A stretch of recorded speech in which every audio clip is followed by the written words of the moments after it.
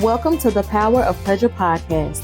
I'm your host, L'Oreal, and I'm on a mission to help you embrace pleasure as a lifestyle. This show is a love letter to all the pleasure life has to offer.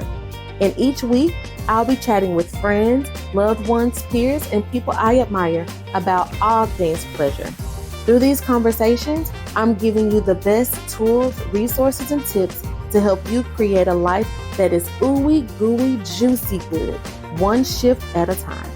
So buckle up and let's get ready for this week's episode.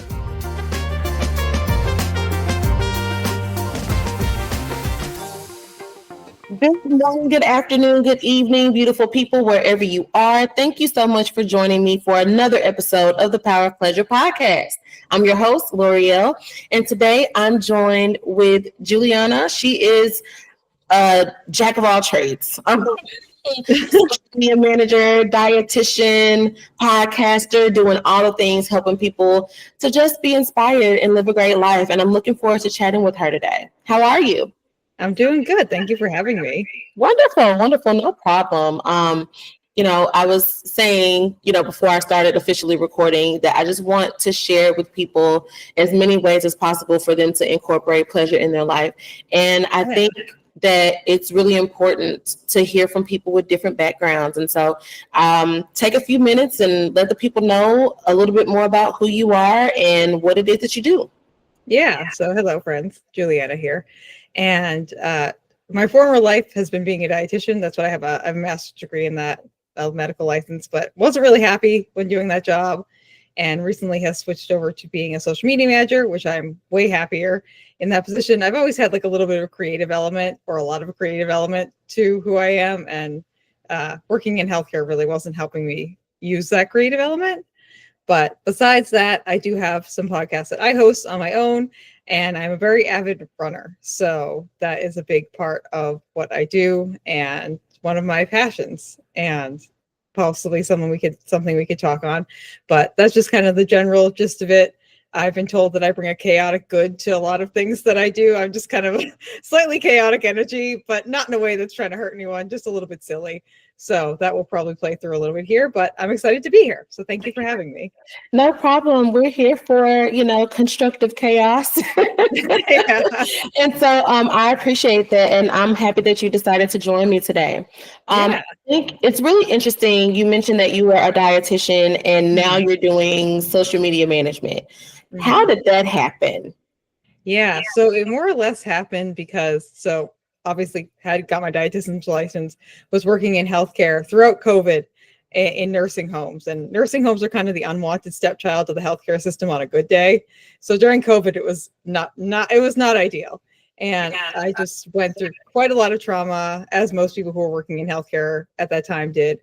And I ended up in a succession of things like losing jobs because of just like outside reasons and like contracts just being up or whatever.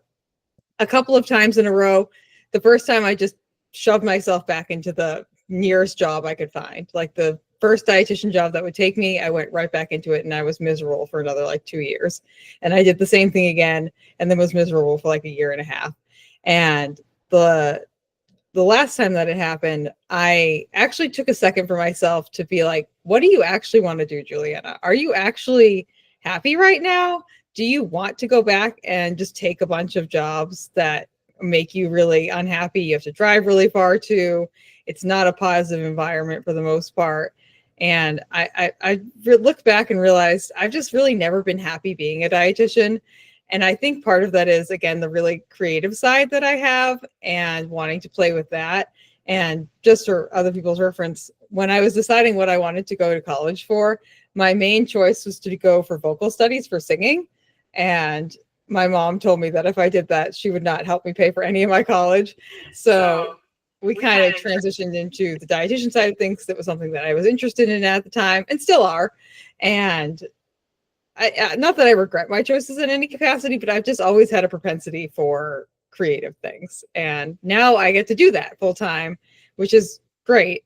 And it's definitely been an experience going from working jobs where it's someone else doing the paperwork and the behind the scenes stuff and everything to fully owning my own business. which has, for me, honestly, this is the happiest I've ever been in like my adult life with jobs. But it definitely is like a lot of extra work, and it definitely is not for everyone too. So definitely an interesting journey. Yeah, it sounds like it's an interesting journey. And I know that the story of like, if you choose a certain field, like your parents won't help, like that's Yeah. something that so many people go through. I feel like you were very fortunate to be able to figure out what it was that you wanted to do. Yeah. And I'm not sure how long that took, but a lot of people never really find their way out of that. So what would you say are maybe a turning point that you hit where you were like, I can't do this anymore. I have to allow myself to do what makes me happy. Yeah. So it was more or less, I lost a job I was working for the VA, the Veterans Administration, as their dietitian. And after that job, I had gone through a lot of just harassment at that job, which led me to being part of some lawsuit. It was not pretty. And so I came out of that, and I was so mentally burnt out after COVID. After that, it was just, I could not physically get myself to go back into nursing home care or like healthcare in general. And so I ended up working at a running shoe store for about a year as a kind of like carryover job. And during that time, really was able to reassess what made me happy and what was really helping me, because I wasn't really making a ton of money working at that store. I was getting free shoes, which is great for me as someone who blows through shoes really quickly with running. Mm-hmm. So it did save me some money there. So that was kind of a monetary part of the seesaw, which made it more possible for me to make that job work monetarily. But it just gave me time to think about what I actually like to do, and finally, for a long time, do a job that I actually really enjoyed. And while I was there, I ended up taking over the social media for the store, which is something that I've also been doing. Like, I've been doing social media management on the side as like a part-time gig along with my other jobs for at least 5 years now, a little bit longer than that if you look at some like unofficial things, but paid work for at least 5 years. So I do have background in it, and I was enjoying doing it. It was just that mentally, and I think also that comes with the guilt of having a college degree in something, which I'm sure a lot of people deal with their like at any point in time when they realize like maybe the thing I decided to do when I was 18 isn't my true calling in life, and just kind of feel guilty that you put that much money into something and time and effort into something, and separating yourself from that is really challenging. But having that like year to kind of suss things out, figure out like I never was really happy working in healthcare, and I'm just so much happier doing other more creative outlets. So being able to do that, and then just have the money from like being very frugal and things like that to kind of give me at least a couple months to work on things. And also, I've just always been someone who hustles. It's just always been my thing, and I kind of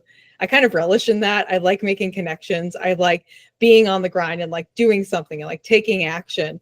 And that's a lot of what owning a business and owning your own business is just constantly having something in the grinder moving. And that was one of the things that when I was working at the running store kind of bothered me, because I live on Cape Cod, which is a seasonal economy. So during the winter, we'd see like one person an hour who would come into the store. I was so bored. Wow. Yeah. But during the summer, a completely different story. But during the winter, it was so slow. So it kind of gave me a perspective as to that and a lot of other things. So yeah, I feel like if it's for me, like taking a job that wasn't really, I wasn't earning a ton of money, but I was able to get through, and I was able to live frugally and save some money up, and then give myself somewhat of a buffer, and also go into this like endeavor with the idea of like I've done this before. Like, I'm not starting this off as a brand new thing. I'm more or less just expanding on something that I've already been doing. So just kind of reminding myself that I know what I'm doing over and over again. Yeah, and I think that's really important. A lot of us tend to discount our skills. And I think too, like you said, the guilt plays a role in it. Mm-hmm. I haven't gotten my degree. I do plan on going back to school soon, hopefully this year, fingers crossed. Okay. But I have friends that have gotten their degrees, and then they get the degree and it's like, I don't want to do this. You know, Yeah. like what do I do with this? You know, and then trying to find a job in their field or not being able to find one, or maybe finding one that doesn't pay well. It can just be this cycle of feeling stuck and feeling stagnant and just trying to figure it out. And it sounds like you let yourself lean into curiosity a little bit to just see what would happen. Is Yeah. that something that you do often, or is it just you decided to take a leap of faith? I think it's more of a learned skill for me. It's something that I will say over the last like at least 3 or 4 years where I'm not into New Year's resolutions. I'm into setting goals, but not New Year's resolutions or like big things like that.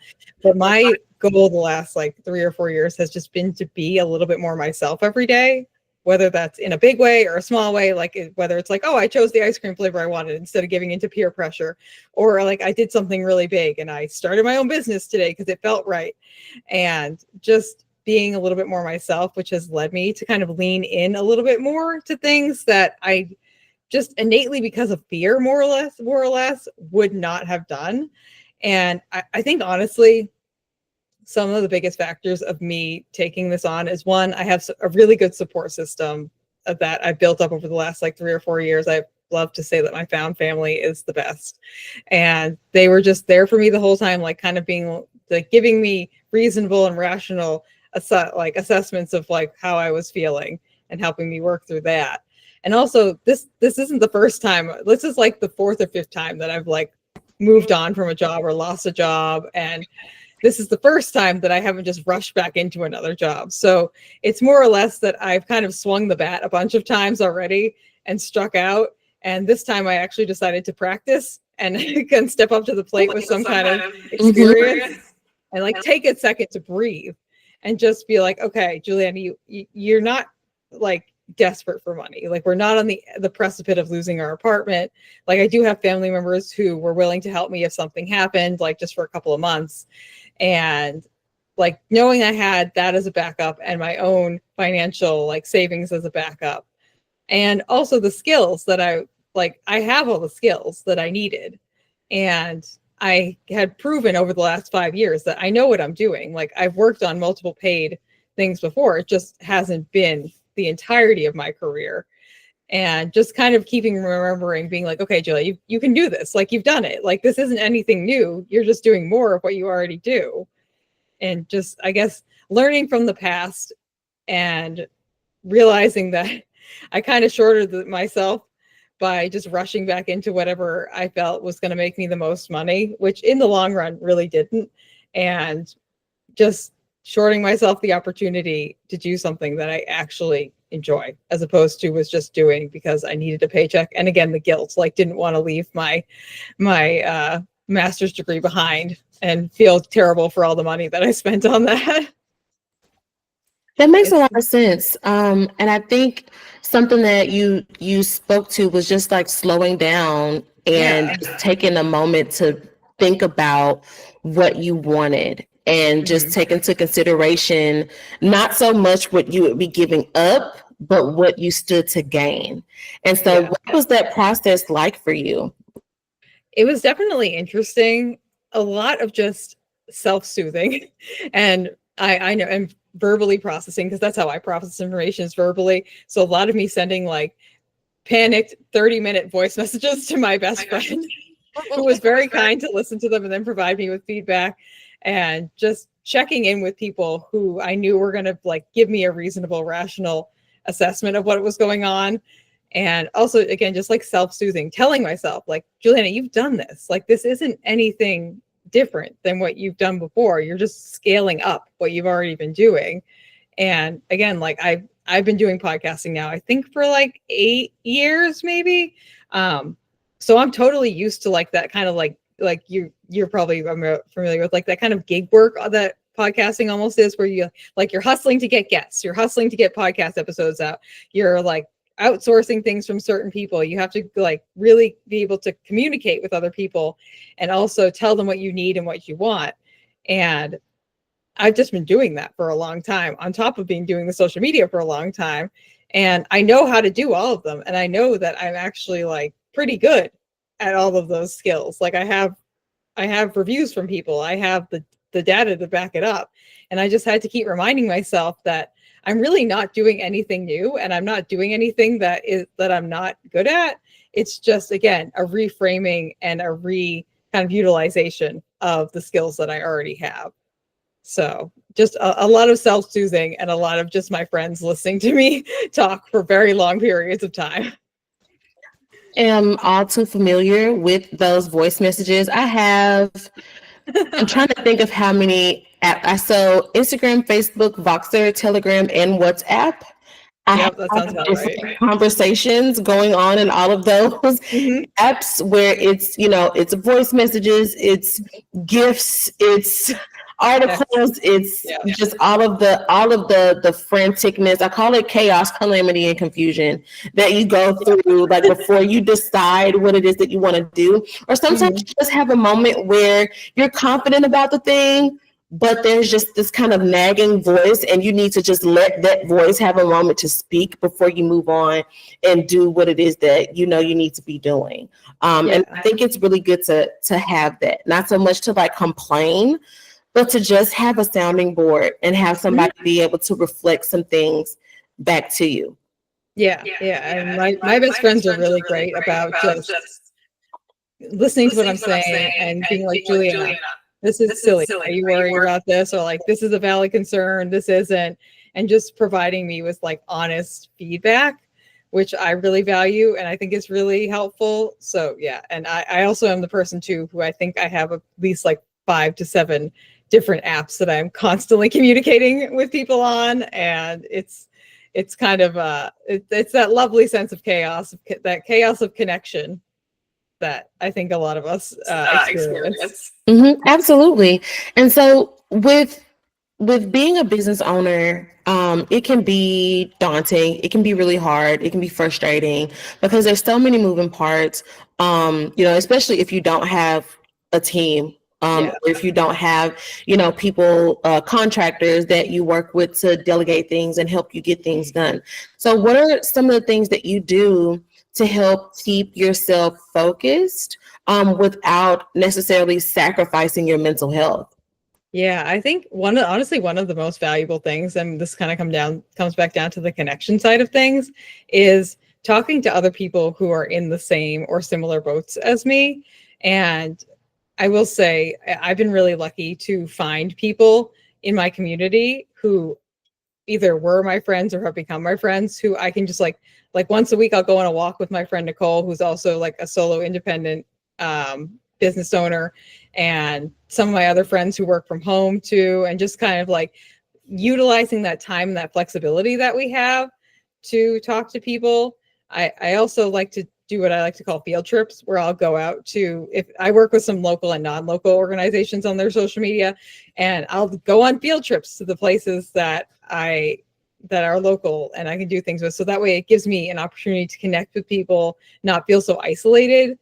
And also just reaching out to like people in like podcasting groups or people in like other social media groups, either on Reddit or on Facebook, and just like connecting with them. And even just like doing podcast guest spots and stuff too. I've made some friends who I've now communicated with, and we kind of like brainstorm ideas and things like that. Also, I find watching YouTube videos super helpful. That's how I've kind of discovered some of the practices that I'm using now, because I watched a bunch of like how to start a small business or how to start a social media business on YouTube. And a lot of the things were things that I was like, oh my gosh, yes, duh, I have to do that. But my brain just didn't think of, because I'm not used to doing the administrative side of things. And so I've had to like just gather information as to like what I like on the administrative side, specifically for me, like what should I be doing? Should I be writing contracts? I was like, oh yeah, I should have a specific form that's for sending out invoices. And so I went on and I made an invoice form, and now I have an invoice form, and now I have an intake thing, and now I have like a contract form that I follow. So it's been a semi-slow, I would say, but not really, because I've really only been doing this full time since November. And I already have a full docket of clients, which is great. So well, congratulations. Yeah, thanks.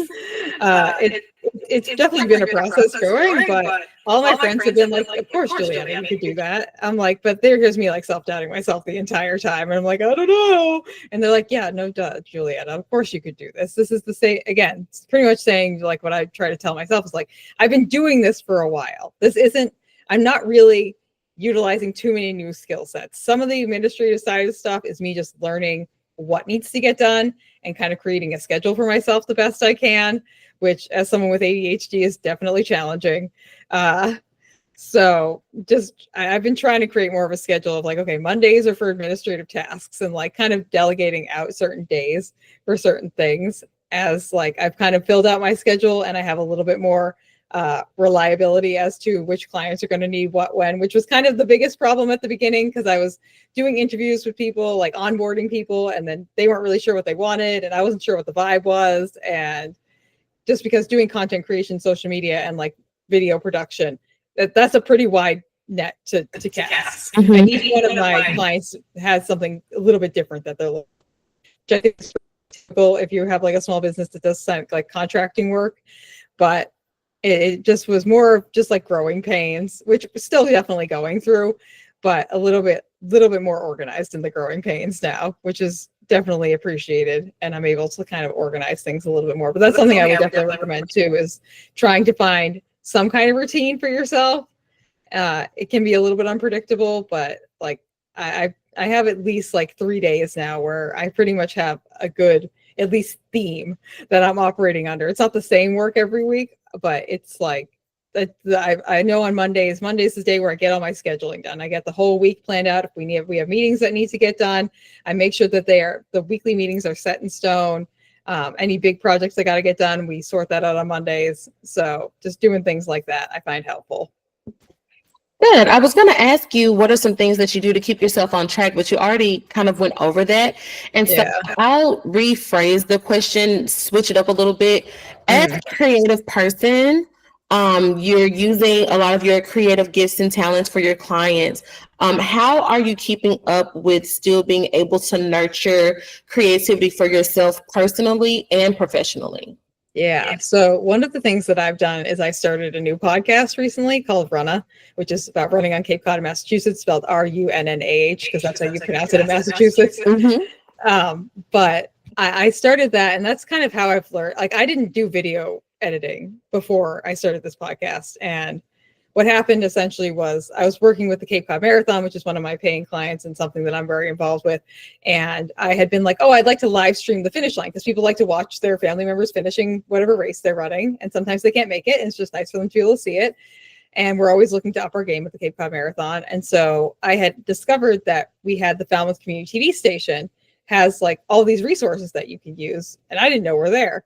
And so I ended up spending a lot of time with them, learning some more about camera equipment. And I had this idea of starting this podcast in my head for at least like 5 or 6 years and just had never acted on it. And I finally kind of had the venue. And I asked the guys there, I was like, what do you think of this idea? Do you think this would be a good show? Would you want to put this up on the TV channel? And they're like, yeah, that's great. Start it. I was like, okay, great. So someone finally kicked me in the butt. And I started this show, and I've learned a lot about video editing, video production, all of these things, which gives me more skills for my job, which is fantastic. And that's kind of how I'm like super passionate about the Falmouth running community. It's very interconnected with the rest of the Massachusetts and Boston running communities. And just being able to do that and kind of bring that to light, and also in the process, teach myself all these other new skills and keep myself involved with the people at the community TV station who are experts in like video editing and things like that. I've learned a lot. It keeps my passion alive. It's one of the things that I really genuinely like love to do. And also when I wasn't at the running shoe store and when I like actually started having paid clients, it gives me something to put on my resume too, and was also teaching me so many skills that I'm currently also using for paid gigs now, which is great.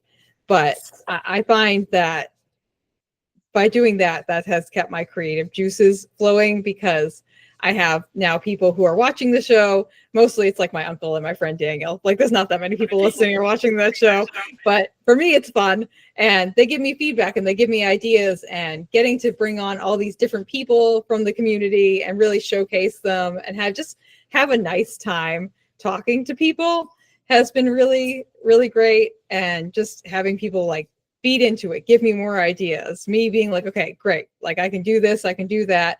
And then having to kind of expand on what my creative and both technical skills are just keeps me growing and keeps me moving in the right direction.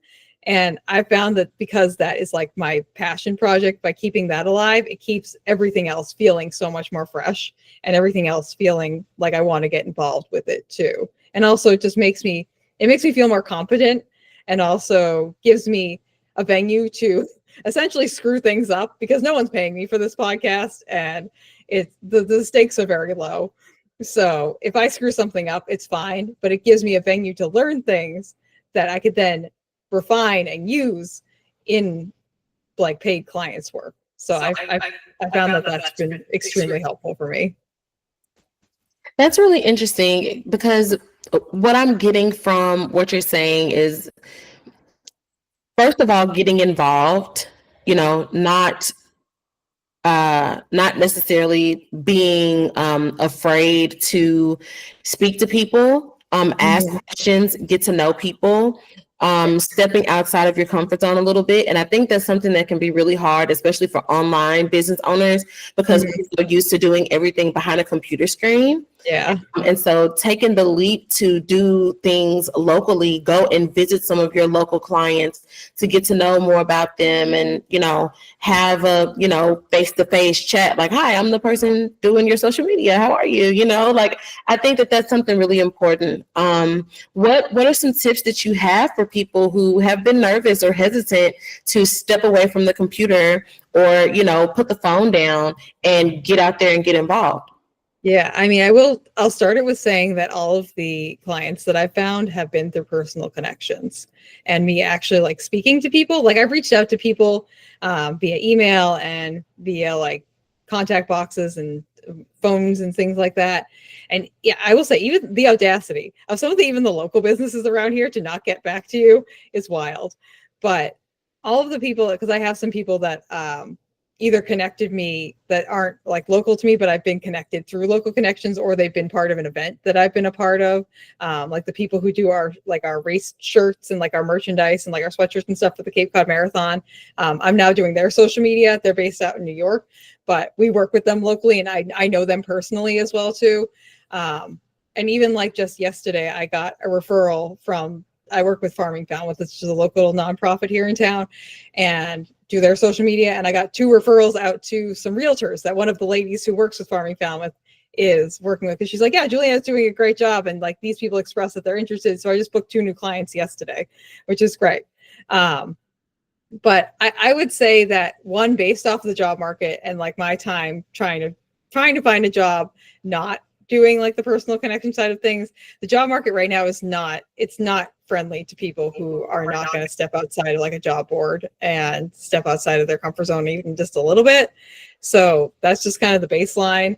But I always like to think, because I mostly built up my skills of talking to people out of necessity, because I used to do a Harry Potter podcast, and I was like really I still a big Harry Potter nerd, but like super into getting this podcast bigger, having guests on. Like we had some Harry Potter actors on, we had these people on, but I learned pretty quickly that these people were not going to just find their way to my podcast. Like they're not just going to show up. You have to go and ask them. And I kind of went through the process of thinking to myself, I can ask the question, and the repercussions of asking the question, generally speaking, for the most part, is either I move forward or I just stay in the same spot. And if I stay in the same spot, it's really okay, because I'm not really losing anything by asking the question, but there is plenty to gain. And I just kind of had built up over the last like 5 or 6 years, have built up that skill of just being like, just ask, because you never know. And I have a lot of friends too, like I do my own social media as well too. And I have some brands that I work with, and like I have friends who are like, oh, could I work with that brand too? I was like, yeah, just send them an email or just reach out to their social media person. Like, I'll give you the contact for that. And they're like, well, I don't want to bother them. I'm like, well, their job is to do that. And you're actually making their job simpler if you are the one making the connections, because that saves them like 5 or 6 steps as to having to like reach out to social media people, be like ignored by them, be rejected by them, because they're also going through a rejection process too. And I always like to think everyone is human. Everyone is human. Everyone's been through some kind of rejection. And even if you're talking to like in the Harry Potter world, not that we ever had him on, like Daniel Radcliffe or something, like he's been rejected, the guy who played Harry Potter, he's been rejected and he gets it. But like, he's never going to say yes to everything. You can't ever say yes to everything. But my whole mindset is I can either move forward or stay in the same spot, but I'm never going to move forward if I don't even ask the question. So just ask. Just like my friends know that I'm the queen of just asking. They'll be like, I'll show up to an event or I'll get like VIP tickets to something, or I'll end up with something being sent to me in the mail for free for me to test. And they're like, how did you get that, Julianne? I'm like, I literally just sent them an email. Like I literally just asked and they were like, sure, sounds good. Like the other day I sent an email. There's a new running watch company that's starting up where they're like making kind of like more eco-friendly running watches. And I was like, hey, are you guys looking for influencers? So like, indeed we are. Would you like to be part of our group? I was like, I would indeed. And so I literally just asked the question and here we are. We're going to get to test out a cool new watch, hopefully. So that's awesome. I think honestly, half the battle is, like you mentioned, just having the guts to step up to the plate and hit the ball. And if you hit the ball, that's great. And if you don't, you're still just standing at home plate. It's fine. You're good. It's not the end of the world most of the time. I think that is so great. And you make it seem so simple, and it is simple. What you're doing is simple. And I think it's just a matter of people just getting out of their own way and not taking things so seriously. I think that's maybe the hardest thing. I know it is for me sometimes. And that's part of the reason why I started this show, so that I could get used to talking to people and asking questions and getting to know people, letting people see my face, people hear my voice. Especially because I know where I would eventually like to be. And I think that it's really important for people to hear from people like you who just, I'm going to ask the questions and I'm going to do this thing and see what happens, because the worst that can happen is the person says no. And then there's someone else that you can ask. Yeah. Well, the thing is true, especially when it comes to like running or just like starting a task. If you reach a point where it's not giving you anything, you can quit. You're allowed to stop. You don't have to like keep going if what you thought you were getting into isn't what you thought you were getting into, or like you can just end something. Like I've had plenty of podcast guests where they come on and I'm just like, oh no, this is going south really, or this is just like they're just saying a lot of negative things, and like you're like, oh god, we're going to be able to use like 5 minutes of this whole recording. And you stop them, you say thank you so much, and then you just use what you can use, and that's kind of the end of it. And whether it ends up being exactly what you wanted or not, that's not really the end point. It's like, what did you learn from this interaction? We learned that maybe we vet the people first. Maybe we have them on for like a 5-minute call just to see what the vibe is. Maybe we remind them that we're not trying to talk negatively about anyone, and just kind of set some more guidelines than what you had in place originally. But I always like, because I have a chronic illness too. And so like sometimes when I go running or walking or whatever, like I end up coming back early. And that's been a hard process for me to learn, and not just to like go gung ho and just like do it until I crash and die. And just kind of learning you can stop. Like you don't have to stop for good. Like you can stop and then try again, but you don't have to murder yourself, or it doesn't have to be perfect every single time for it to be a success. I mean, I think honestly, if anything, social media speaks to this exactly. All the things that I've made and like have made for clients that are like dumb, stupid, like 5 seconds to edit, like little videos or whatever. Those are the things that have like 100,000 views on them. Like my most popular Instagram reels are things that I literally edited up in like 5 seconds, and like they just went up. Someone caught them at the exact right moment. People watched it, and that's just kind of the end of it. And what the actual math is behind that, I don't know, because the algorithms are always changing. But perfection isn't always the thing that resonates the most with people. And I think that's what we're seeing on like TikTok, if that lives, or like anything that people are just authentically themselves on. Those are the things that are the best. And the imperfectness is also, I find, endearing and relatable.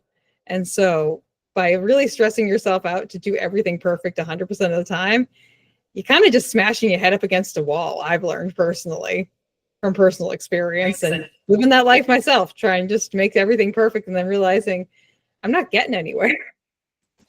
Yeah, I think you hit on a lot of things there, because I was thinking when you mentioned the Harry Potter podcast, I was like, oh my gosh, I kept it together. I'm a big Harry Potter fan. I just like binging all the movies. I do that 2 times a year. And so like, how did you even find, what was it that made you say, okay, like this is cool, talk to some celebrities, that was great, moving on? Like how do you find the courage to let go of something like that? For many people, that's like a dream, right? Like that's a goal that a lot of people want to get to, where they can be a celebrity podcast host or a celebrity whatever. But clearly the joy or whatever it was that you were looking for wasn't in that. Yeah. I mean, it was a combination of things. The first thing is that the co-host that I had kind of lost her marbles. Let's just say that nicely. She was not really mentally there at the end, dealing with a lot of mental health challenges. So we were like, you know what? We'll just kind of like let this peter out. But the other thing is I'm still very active in the Harry Potter convention sphere. So I have another podcast with my best friend, Jeff, which is like fantasy related. We're not necessarily having guests who are like super high caliber on, but we have a lot of fun doing it. And I can still go to like conventions because these people know me, and I'll do like celebrity interviews at the conventions and things like that. So I do still have an outlet for that. I could pick it back up if I wanted to, but I'm also kind of living that life now with my show Runna, where I'm interviewing like local celebrities and international celebrities. Like we have some, again, the Falmouth running community, very underrated. We have some Olympic athletes. Like I have the next person I'm going to have on competed in the Olympics for Canada, now lives in and he almost won like the, I think it was the 1500 meter race. So like we're going to have some high caliber people on, and like I'm going to have some like past Olympic athletes, like one of the guys who won the Boston Marathon, and what's his name, Frank Shorter. He's probably wouldn't know him. I barely know who he was, but like he's won the Olympic gold. He's won the Olympic gold in the marathon. He's won the Boston Marathon a bunch of times. Like he's in his day. He's like 75, 80 years old now. But like in his day, he was hot shit. So we'll have him. He lives in town here now. So we'll have him on, and we'll have some other people on who I know personally, just because, again, the Falmouth running community is very connected in a lot of weird ways to a lot of the bigger scenes out there in the world. But that kind of like celebrity style interview, we're going to get more of with that too. So I still kind of played with that. The challenge was with the Harry Potter podcast. It kind of reached its end, which is something that you have to deal with a lot of projects that you're working on, is just realizing when done is done, and that this is the end for this section of what you've been working on, but you still learned a lot of skills, and you can still transfer those skills and that experience to something else, just maybe not that exact product that you've been putting out. So would you say that a lot of the way that you govern yourself is through experimentation? Because it sounds like, and let me know if I'm wrong, but it sounds like you don't get so deeply attached to things that they just kind of take over your whole life. It's like, I'm going to try this, see how it feels, see if I like it. If I like it, cool. If not, I'm going to do something else. I'll say that's more of the last 2 years, this version of Julianna. It's definitely a learned skill. Like I was definitely, especially coming from like the dietitian side of things, dietitians are extremely type A, like perfect every single time. And what I've learned from living that life for nine plus years, like I still have my license, I still do practice on the side. I'm much more in like the let things flow, like woo-woo kind of like hippie side of the world, if you let me just do my thing and kind of just let me go vibe out in the world. But that's been a learning process of me learning myself, and also learning through all those years that me being so hard on myself and being so like I must hit the exact nail on the head exactly correctly every single time on the very first shot, like it was making me miserable. It was making me so terrible. And just I'm having so much more fun. And like I've made a lot of friends, and like even my friend Ben, who I went running with this morning, like he's such like a woo, like kind of like up in the clouds kind of dude. And we had a great time because we'll just like talk about like random things and just like shoot random ideas and just kind of like literally just like let it flow. And just being able to just give yourself permission to just try something, and it doesn't have to be perfect. And I mean, just the other thing I've learned too about myself is that the first time I do it, I have like a 1 out of 100 chance of getting it perfect. And so the odds are not really high, but the odds of me getting it better the second time are awesome, which is kind of brings me back to the goal of wanting to be a little bit more myself every day, whether it's like a teeny tiny way or a big way, just slowly over time, just adding a little bit more to the pot. And that's kind of what I try to do with my showrunner too, is like each time I edit an episode, I try to improve one small thing. Like to me, it's a big deal. I'm like, look, I added pictures, you guys. And like the pictures come up on the screen and it's great. Or like when I started adding transitions, or I added an intro song or things like that. Things where like, if you were to have this like fully professionally like podcast published, like by a hugely backed company that has money, like they would have had all these things all at once. They would be using a professional that has like all these years of video editing experience, which is not me. But just kind of giving myself permission to screw things up and just be able to laugh at myself, I think is the best thing. Being able to not take yourself so seriously, honestly, is half the battle. It's challenging. Yeah. And that is really, really good. And I think that's a common misconception for a lot of people, you know, and it's likely by design, just a lot of what we're taught, a lot of what we see, especially like as we get up in higher education, having to be like disciplined to get your degree and do all these things that we're supposed to do for whatever reason. It can be tough to not hold on so tight to things. And let ourselves still do what we need to do, but still make time for us to have fun and experience joy and lean into what feels good for us. Would you say that you found a pretty good balance of that, or is it something that you're still working on? I'd say that right now I have a better balance of that, but it's definitely something that I am still working on and probably will continue to work on until I pass away, just because the dynamics of what's going on around you and what you're doing for work, what you're doing for fun, just constantly changing. And if it's not changing, you're probably not alive, because change is inevitable. And so it's just, I always like to say acceptance is one of the hardest skills. And it's just a skill that I'm probably never going to master. And I'm constantly trying to just work on being present, accepting things as they are in the moment is literally I feel one of the hardest skills out there. And it's a skill that you constantly have to practice. It's nothing that anyone, unless you're some like freak of nature, can ever really master. And it's something that I find personally, and from talking to other people as well too, most people, it's one of the hardest skills that they ever work on, is just being able to accept things in the moment. And my therapist, Anne, is always trying to like talk me through that. And she's been really great. And I've been working with her for like 8 years and I love her.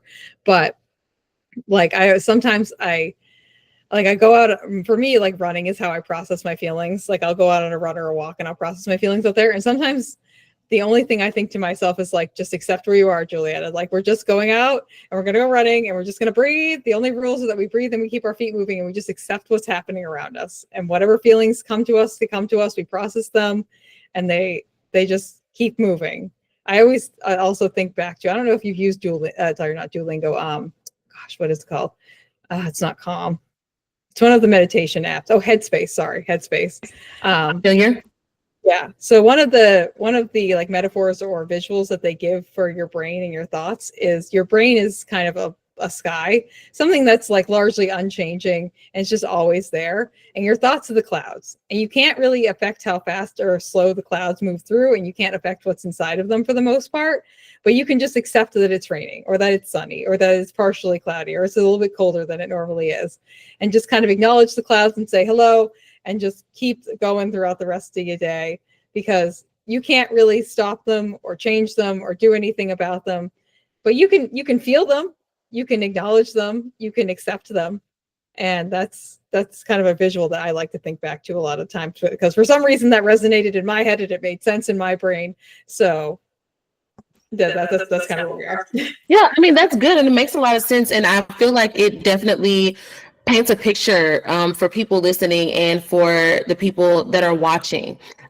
We don't have to just allow our thoughts to overtake us. We Yeah. can, acknowledge them and still move on, and then me just being woo or whatever. I Yeah. am of the belief that a lot of the thoughts that we have don't belong to us. They just pop up sometimes. Sometimes Yeah. they deal with us directly, and sometimes they're totally random. They just come out of Mhm. nowhere. And it's not necessarily our job to take ownership of the thoughts or try to Mhm. make them make sense.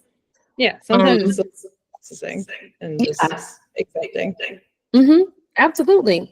And you mentioned a couple of times that, a goal that you have is just to be a little bit more of yourself every day. And so Mhm. what would you say are maybe one or two misconceptions that people may have about what being themselves means or how hard it can be?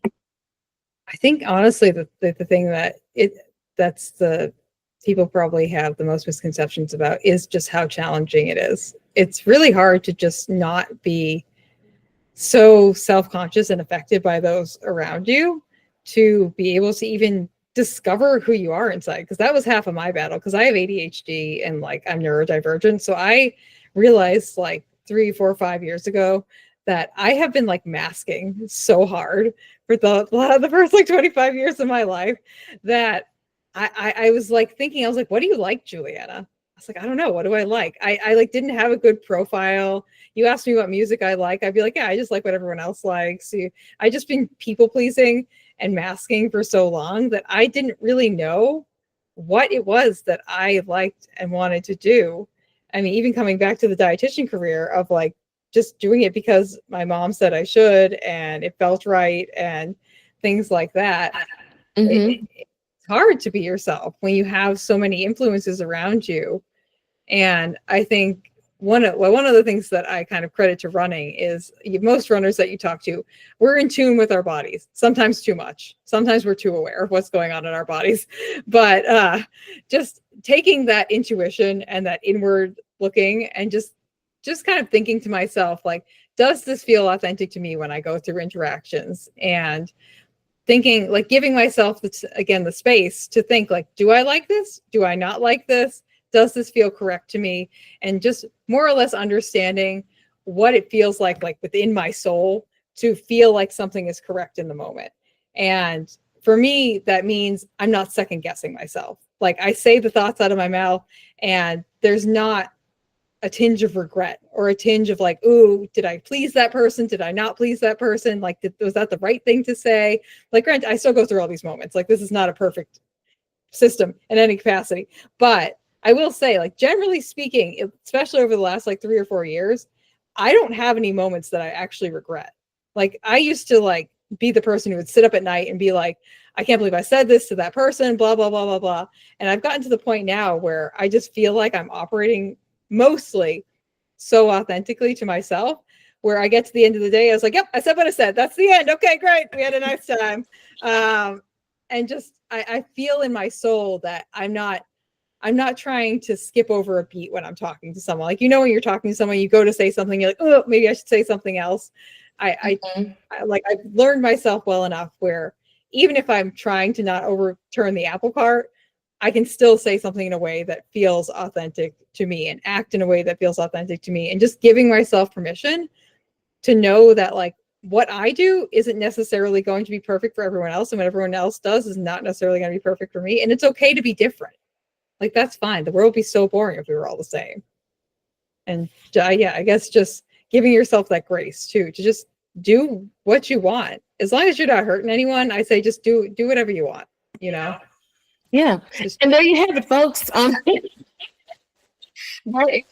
That's really good. And I feel like it echoes so much of the point that I have been trying to like drive home with the show, is that it comes down to figuring out what it is that you want, being aware of yourself, getting to know yourself better, and then just allowing yourself to get curious about things and discover what it is that you like, what you truly enjoy. Just taking the steps to invite more of it into your life. I think that's really important. Yeah, definitely. I agree with that. Thank you. And so I have two questions that I ask every guest that comes on the show. And the first question that I want to ask you is, what does pleasure feel like to you? I'll say pleasure to me feels just like I'm glowing from the inside out. I feel like I'm living my best life. I can just feel that little just light inside of me radiating from my heart center outwards. And I also like to say that it feels, I don't know if you've seen the movie Soul from Disney Yes, Pixar. I love that movie. Yes. Yeah. I feel like I'm jazzing.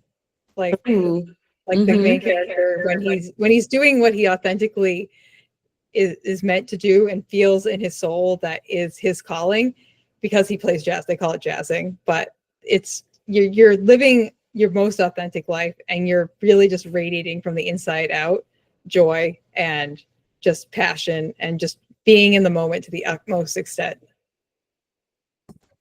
That's beautiful. And so the next question that I wanted to ask is, what is your non-negotiable pleasure principle? Non-negotiable pleasure principle. I would say I need to laugh. Like for me, like finding joy and laughing is the most important thing. I'm just like a goofy, weird human at a baseline. And the more I discover who I am as a person, the more that shines and the more it kind of comes out. And yeah, I think for me, like just being able to laugh and giggle and be silly and not take everything so seriously, for me, that is pleasure. When I'm laughing with my friends and I can make them laugh, like that's the best. That's so nice.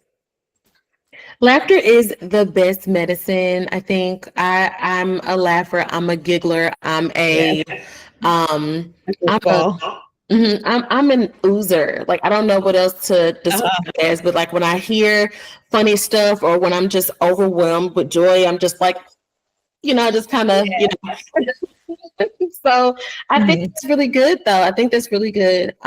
Because I don't think we laugh enough.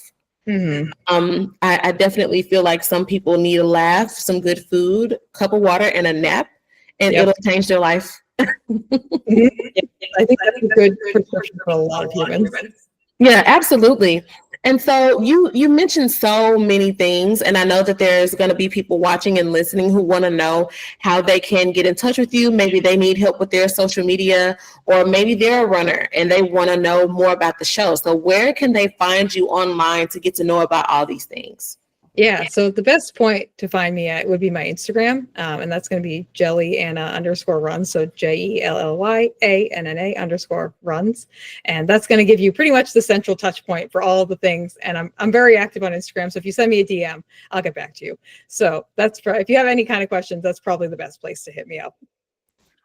Awesome. And I'll make sure to have the information down in the show notes for everyone, as well as your contact information and all that good stuff. And so thank you so much for joining me today on the show. I appreciate you taking the time to share your light and your energy with me. It is greatly appreciated. Yeah, thanks for having me on. Absolutely.